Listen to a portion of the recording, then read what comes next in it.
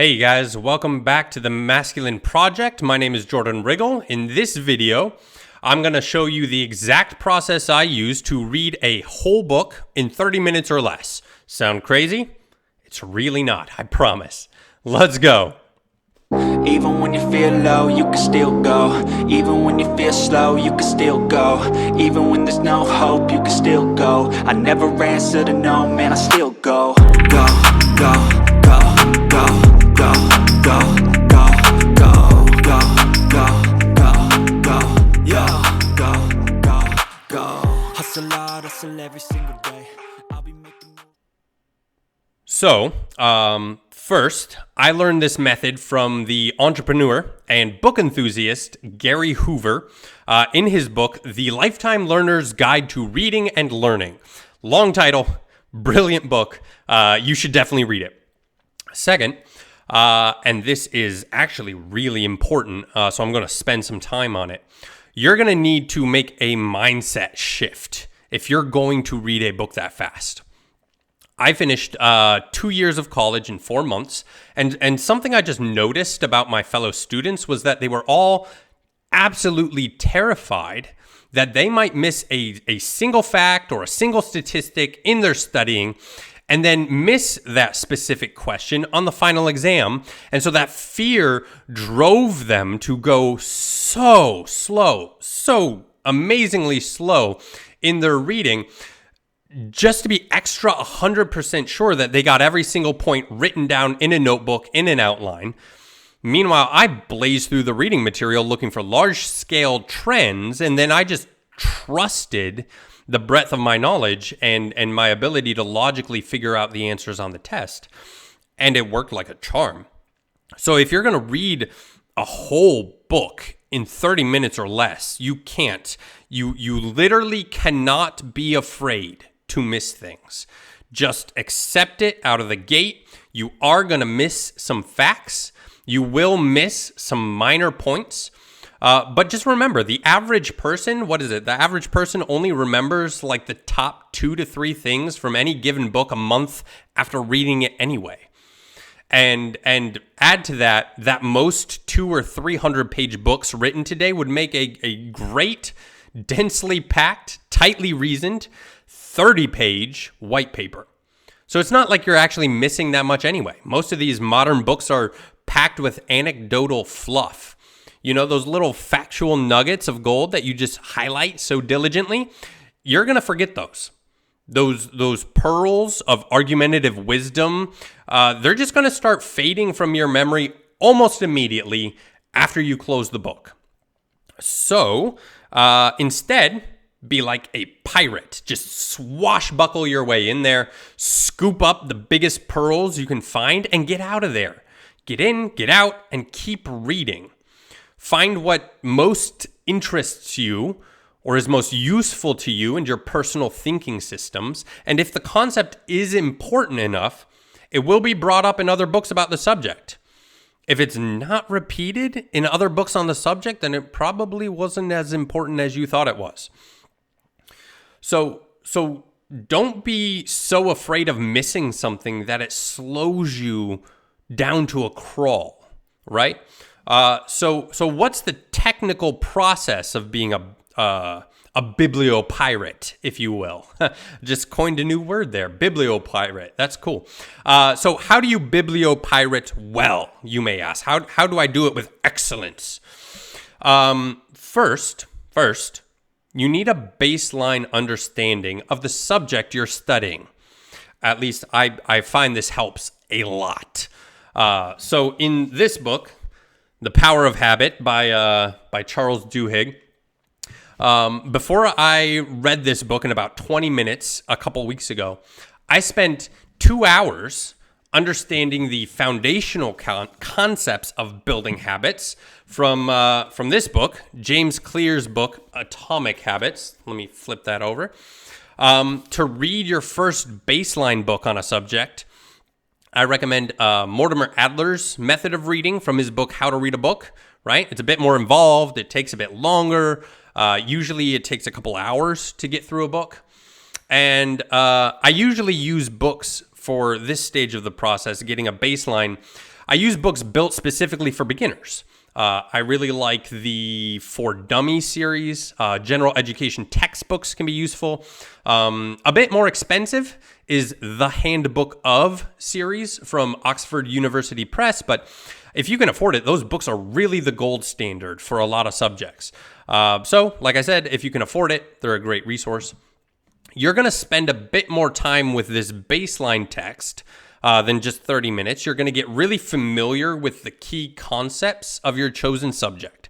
Nothing crazy, but maybe like the top 5 ideas in the subject. So in Atomic Habits, I spent 2 hours understanding the top 5 concepts about how habits are formed, how habits are supported, how to nurture habits, how to break bad habits, right?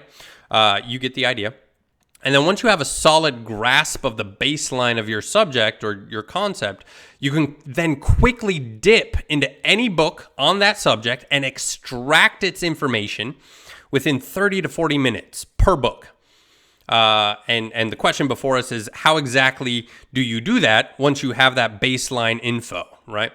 Well, first, you do it by doing some quick, and when I say quick, I mean quick, pre-screening of the book, right? Like 2-3 minutes total. Think of this like you're getting the book's metadata first. Make sure it's worth spending your 30 minutes on. Find out who recommends it and if the author is important in their field. A book on how to start a business by Gary Vaynerchuk would be much more credible than a book on how to start a business from, just a local guy down at the Chamber of Commerce. Read the publisher's summary of the book. Evaluate who the author is, and really evaluate how who they are might impact how they write. Right? Do they have any possible axes to grind? A memoir by a living politician, for example, might be viewed with a tad more healthy suspicion as compared with a biography written about that politician over 100 years later. Basic stuff, but important. Next, you're going to get into the book itself. Look at when it was published. For example, if you're reading an astronomy book from 1990, Pluto is still a planet. Just be aware that when a book is published, it affects what it says. Next, you're going to spend a serious percentage of your time on the table of contents. Right? Lots of time on the table of contents, like 6 minutes. The table of contents is a pre-made outline and is the easiest way to start generating questions and figuring out what you already know or, what you think you know about the book, in the book, the topic of the book. Generating questions is easily the most important part of this process. Why does that chapter come after this one? Why is this idea right next to that one or related to this idea? And then next, you turn to the index. And this is where things really get fun. And it really looks impressive if someone's watching you. I've occasionally freaked people out with this when I'm just, sitting in a library or something. My wife hates watching me do this. It makes her all like uptight. So you turn to the index. And you use the index to find new ideas that you haven't read about before, or you see how the author treats ideas that are familiar to you. You're using the index to tabulate the ideas. If a biographical book, you see people's relationships, and in this stage, you correlate the index with the table of contents to see the core ideas of the book itself, right? You're comparing the index to what you already know about the subject thanks to your baseline reading. A book of facts, charts, right? A book that has charts, a book that has statistics. A book like that will usually have a solid index. Books of opinions, however, tend to have thin indexes, if any index at all, right? Thickly indexed books are better. Try to stay away from books of opinion if you possibly can, or, at least follow C.S. Lewis's advice of mixing up the different kinds of books you read, right? Opinion books can be helpful, but it's slower to read them since you can't use this method, and after all, they are just opinions. So try to read books that have indexes. Also, read intro paragraphs and closing paragraphs of chapters.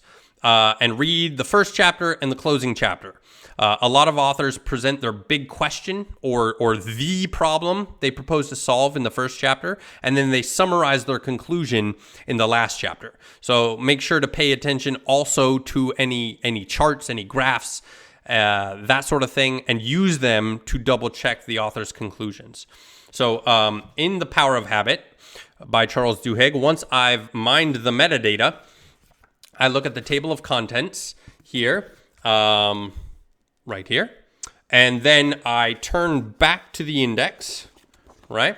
And I just start scanning the topic addressed. And I quickly start noticing that while Atomic Habits had a lot to say about habits in individual contexts, like, you know, the personal habits in your home, the Power of Habits has much more to say about the sociological or societal impact of habits, right? On things like institutions or businesses or governments. So I just, note that in my brain pan, the old noggin, hey, that's something new I haven't considered fully yet. Let's get into that. The institutional power of habits. That sounds interesting. Then I turn to the pages discussing these societal aspects of habits, and I discover cool concepts like keystone habits. Hey, I can also see clearly from the index that James Clear, in my baseline reading, has expanded the steps you go through with a given habit from 3 steps to form a habit in this book, The Power of Habit, to 4 steps in Atomic Habits. And James Clear gains precision along the way. There's a bunch of good stuff, right, generated from this index. And I do that with the whole index, which might sound long, but instead of trying to pay attention to 353 pages of material in here, I'm just paying attention to 16 pages in the back. It's a lot easier to process. It's a lot quicker to process, and I can concentrate on gaining new information and buttressing old information, and just skipping the endless examples and stories and anecdotes that clutter each of these books.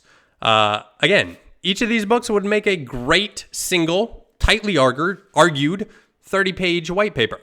But you don't make hundreds of thousands of dollars from a 30-page white paper. So I guess I can't blame them. And again, I want to stress that you can't do this with like fiction, right? You just have to practice reading fiction quickly. You can't do this with books of opinion, or at least not well. You need factual, serious, indexed books for this process to work. But if you were mainly reading books of opinion anyway before, it'll probably be a healthy, wholesome change for you. You got to get away from all that opinion reading, man. So first, get your baseline reading done. Then rinse, wash, and repeat this process every day. You can easily read a book a day. And I think it'll shock you how fast you can go once you get good and going with this technique. If you want a detailed analysis of where you stand compared to this ideal masculinity, so you know exactly where and how to get started, right, with cool skills like reading books in 30 minutes, go down into the description below, get the masculine checklist from my Substack. It breaks down all the masculine progressions that'll help you grow and asks you practical questions to help you figure out, where you are right now and what you need to get started doing. You also get the transcripts of all my YouTube videos and an extra article written by me for men every other week. So click the link down in the description below. Most men just, they want the dopamine hit that comes from absorbing new information. Are you going to be different and take some action? If so, click the link down below and get after it.